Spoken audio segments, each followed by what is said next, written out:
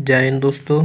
आइए हम आज से रीजनिंग की टॉपिक फिगर काउंटिंग स्टार्ट करते हैं, जिसमें हम आज सीखेंगे त्रिभुजों की संख्या ज्ञात करना। जिसमें पहला प्रकार है कुछ इस तरीके से, अगर हम उनके सम्मुख भुजाओं पर एक सीधी रेखा खींच दें तो उनकी संख्या क्या होगी। जैसे पहला है, अगर एक नॉर्मल सा फिगर है तो उसे हम एक नंबर मतलब एक ही फिगर वो होगा।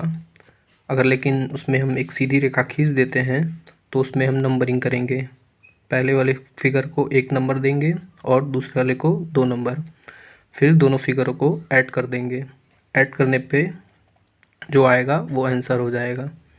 इसी तरीके से आगे भी जितने भी सीधी रेखाएं रहेंगी उनके द्वारा जितने भी त्रिभुज फिर बन जाएंगे छोटे छोटे, उन सभी को हम जोड़ लेंगे। जैसे कुछ इस तरीके से है, उनको हम पहले काउंटिंग कर लेंगे, फिर कर लेंगे। वो चाहे जितने भागों में हो, अगर वो सीधी रेखाओं द्वारा बांटे गए हैं तो उन्हें हम इसी तरीके से कर सकते हैं।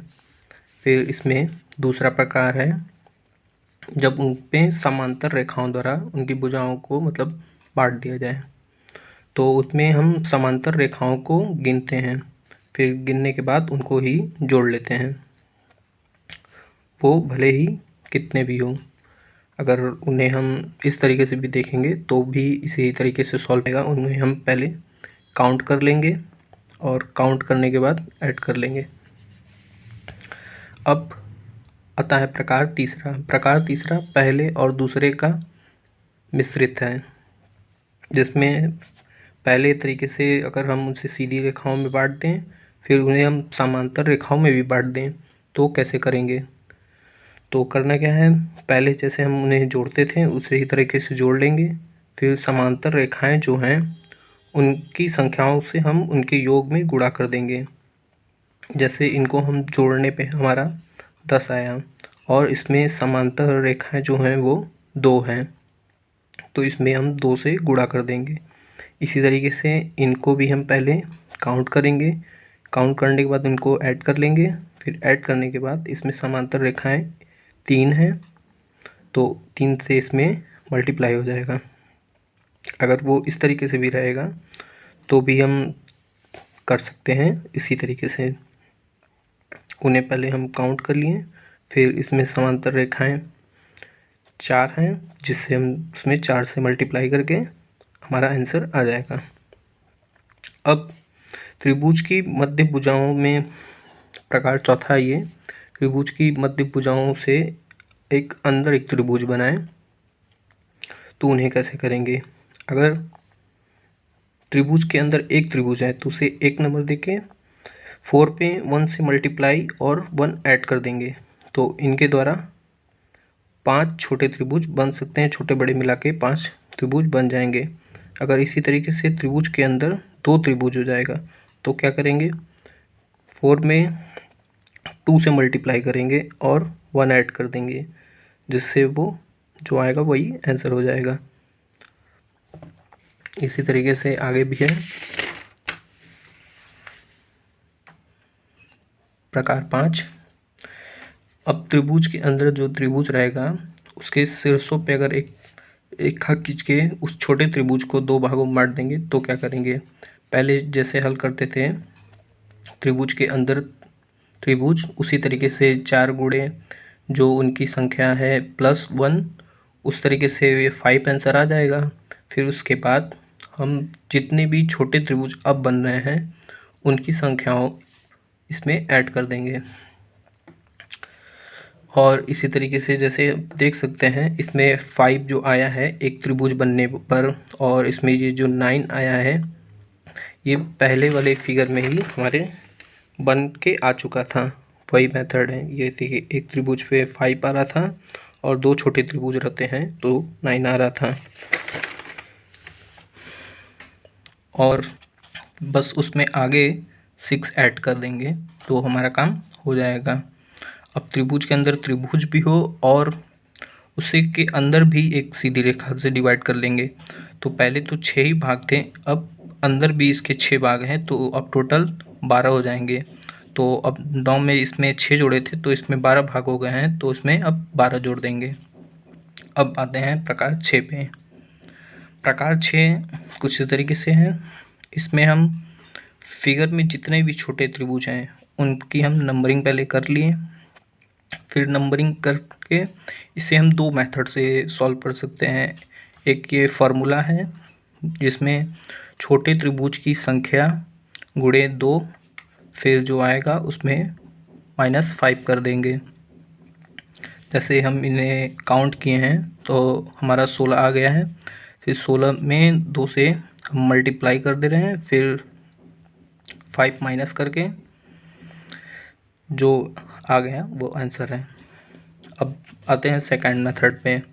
सेकंड मेथड क्या है, इसमें जितने भी ये समांतर रेखाएं रहेंगी, ये 1 2 3 4 जो रेड पेन से हाईलाइटेड किया गया है वो समांतर रेखाएं हैं, उनको लिख लेंगे। फिर उनको कैसे करना है, पहले वाले को तो 1 लिखेंगे, फिर दूसरे वाले में ये जो नीचे 2 है 2 को ऐड करके यहाँ 3, फिर 3 वाले में इधर का 3 ऐड करेंगे, यहाँ आएगा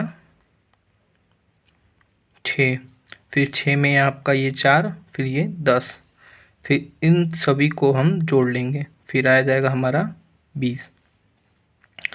अब क्या करना होता है, फिर उसके बाद नीचे से एक छोड़ना होता है, एक जोड़ना होता है, फिर एक छोड़ना होता है, फिर एक जोड़ना होता है। तो इस तरीके से जैसे इसे हम काट दें और जो छोड़ना है उसको हटा दें, फिर जो बचा जोड़ने वाला उन संख्याओं को हम जोड़ देंगे तो भी हमारा आंसर सेम आएगा। दोनों में से ज़्यादा एक्यूरेट मेथड ये है, इससे आंसर कभी गलत नहीं हो सकता। फिर आते हैं अगले प्रकार पे। इसमें वर्गों के अंदर त्रिभुज की संख्या ज्ञात करना। तो इसमें तो काउंट आराम से हम लोग कर सकते हैं, इसमें 2 ही त्रिभुज बन सकते हैं, लेकिन इसमें दिख तो रहे हैं 4 ही, लेकिन 4 से ज़्यादा त्रिभुज बनेंगे। जैसे अगर हम तो ऐसे ही 4 इसको काउंट कर सकते हैं 1 2 3 4 करके, लेकिन अगर हम ये हटाएंगे तो एक त्रिभुज इधर बनेगा, फिर इधर एक त्रिभुज, फिर इधर से एक त्रिभुज, फिर और एक इधर से त्रिभुज। इसी तरीके से इसमें करना कुछ नहीं है, फिर छोटे फिगर का हम काउंट कर लेंगे, फिर उसमें मल्टीप्लाई 2 कर लेंगे, वो आंसर आ जाएगा। फिर इसी तरीके से बस जितने छोटे छोटे त्रिभुज हैं उन सभी को हम काउंट करेंगे, उसमें 2 से मल्टीप्लाई। और आगे भी अगर कितना भी बड़ा हो जाए वो छोटे छोटे भागों में बांट दिया जाए तो पर भी उसी तरीके से होगा, बस उसमें 2 से मल्टीप्लाई कर देंगे तो हमारा आंसर आ जाएगा। फिर आगे इसी का थोड़ा सा मिश्रित रूप है, जिसमें जैसे हम इधर इसको पढ़े हैं तो इसको सॉल्व 2 फिगरों को अगर हम मिला देंगे तो कैसे होगा।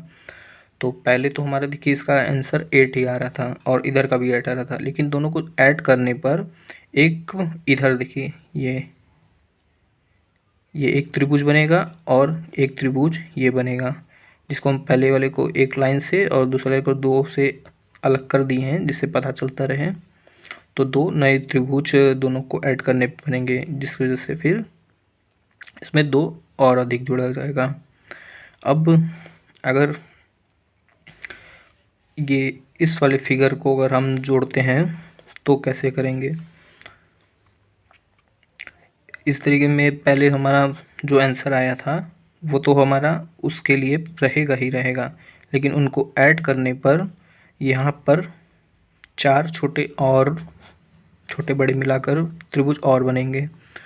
जो जैसे अगर हम एक बार इसको हटाते हैं तो एक त्रिभुज यहाँ बनेगा, फिर एक बार इसको इस वाले लाइन को हटाएंगे तो एक त्रिभुज यहाँ, फिर इस तरीके से यहाँ पर भी, तो 4 त्रिभुज नए यहाँ निर्माण हो जाएंगे और 4 यहाँ पे भी। तो टोटल काउंट कर लेंगे। फिर आते हैं लास्ट प्रकार ये है।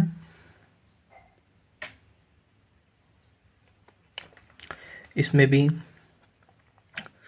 ये स्टार है, इसमें जितने इधर साइड में त्रिभुज दिख रहे हैं उन्हें हम काउंट कर लेंगे, फिर काउंट करने के बाद उसमें 2 से मल्टीप्लाई कर देंगे और वो आएगा आंसर। ये भी एक स्टार है लेकिन दोनों अलग तरीके से होंगे। इसमें ये सिंपल है, और डिफ़िकल्ट भी कह सकते हैं, कन्फ्यूज़न। तो इसमें भी पहले हम काउंट कर लेंगे और देखेंगे तो ये एक त्रिभुज है और ये एक त्रिभुज है, ऊपर से एक नीचे से। तो ये दो बस इसमें से एक्स्ट्रा होंगे, जिसकी वजह से इसका आंसर 8 आएगा। अभी ये इतने ही हैं, इनसे मिलाकर और भी ढेर सारे सवाल बनाए जा सकते हैं। ये आप सभी को और प्रैक्टिस बुक से सॉल्व करने पर ही और अच्छा आएगा। जितना आप प्रैक्टिस करेंगे उतना ही ज़्यादा हमारा ये क्लियर हो जाएगा। इसलिए ज़्यादा से ज़्यादा सवाल को लगाइए और प्रैक्टिस करिए खूब। Thank you.